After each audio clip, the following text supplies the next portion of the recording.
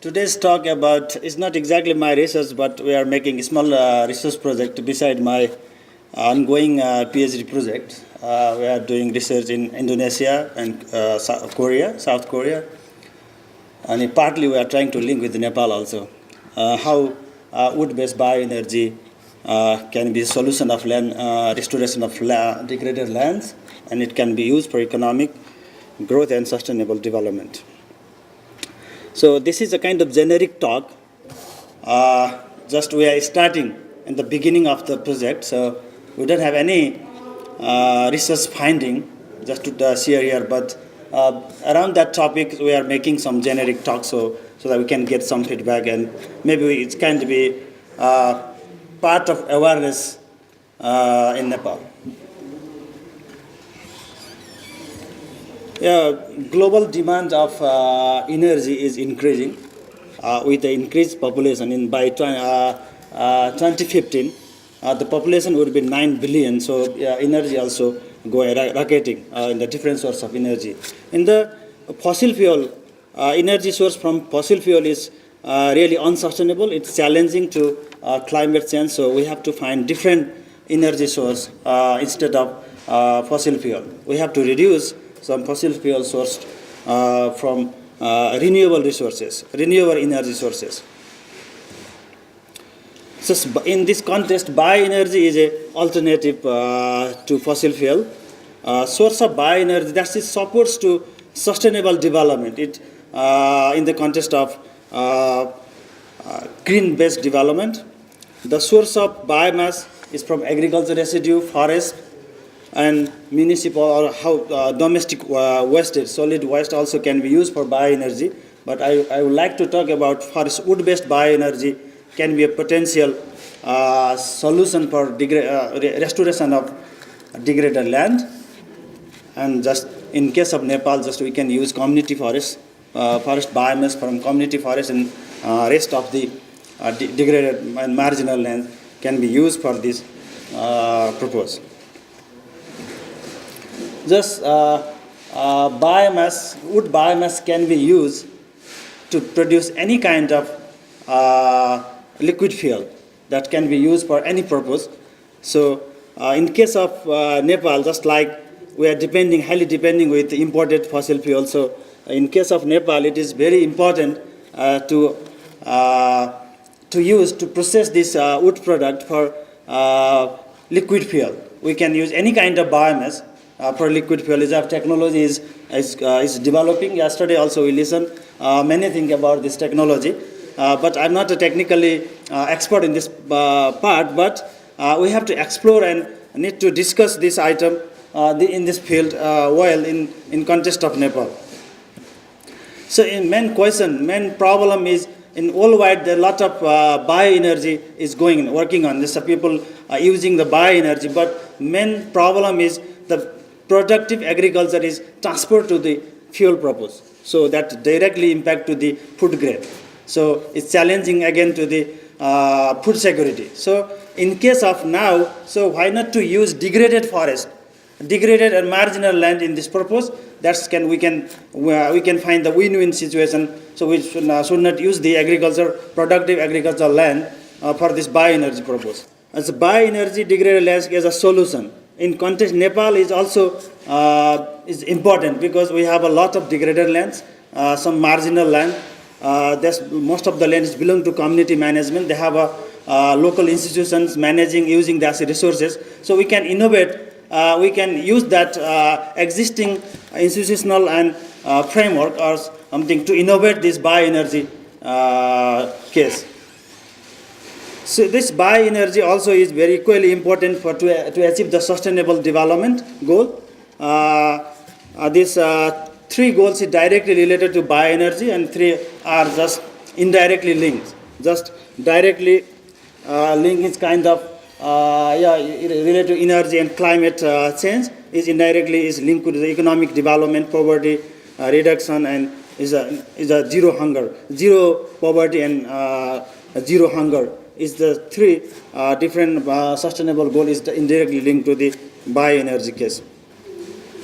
Yeah, bioenergy provide a win-win solution to restore this land, and by providing sustainable bioenergy, this avoiding conflict between food and fuel.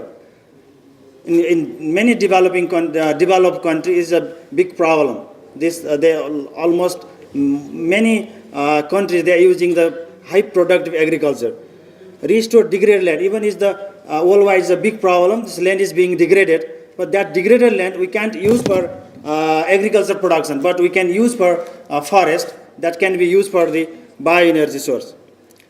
This also reduce the global warming. It creates the job, particularly in case of Nepal, is rural area, and directly impact to the poverty reductions, livelihood and poverty reductions. Improve energy security by reducing the dependency on imported fossil fuel. In Nepal, there's a wood-based energy. Fuel wood is the largest source of bioenergy in total energy consumption. So in Nepal, also per capita energy consumption in past 20 years increasing rapidly.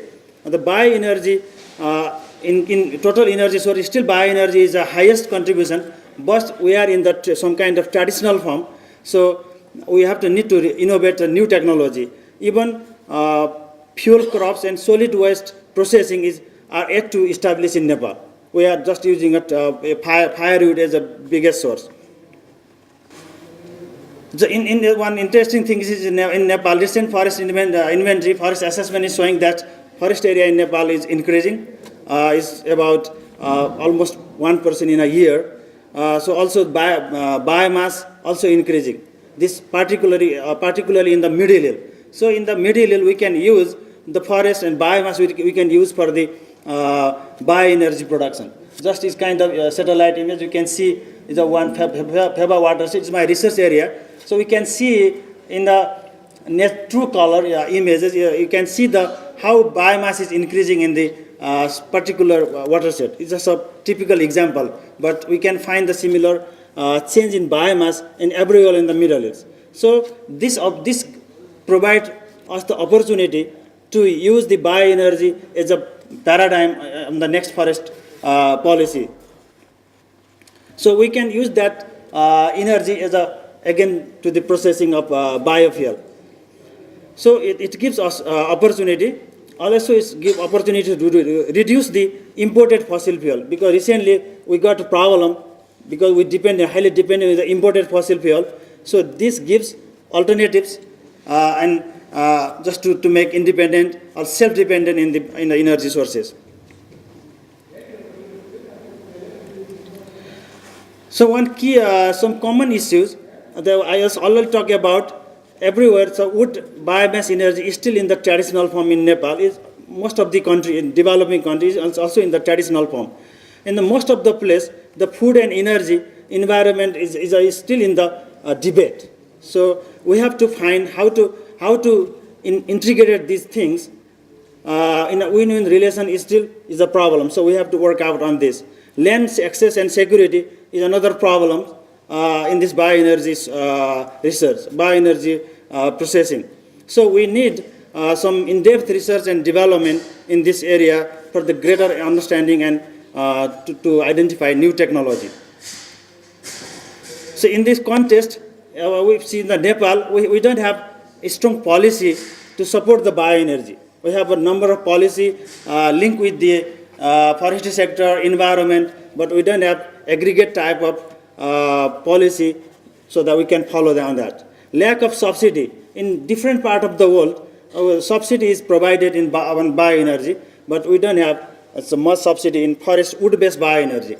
We have some solar, some kind of subsidy in solar, in other source of energy, alternative energy, but not in bioenergy, except some biogas.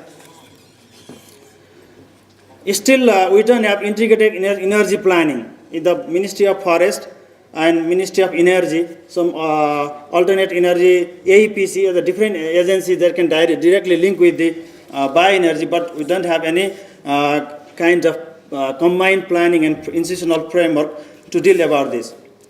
Sometimes the responsibility and mandate are overlapping. Even another problem is still we don't have enough information. just to follow, to work out on this. And in case of governments, bioenergy is not in the priority of the development. So we have to discuss on this issue to make it on the priority one project and program in Nepal. So need to discuss in the next steps. In case of Nepal, any developing country, or in general, we should focus on that, some identification and delineation of degraded land, so that we can use that part for the bioenergy crops. We can plant bioenergy, highly important bioenergy in that land. So an engagement of wide stakeholder and different stages, so that we can do together, combine. Research and development is still in the initial stage. Even in Nepal, we don't have much research being done, so we have to focus on that.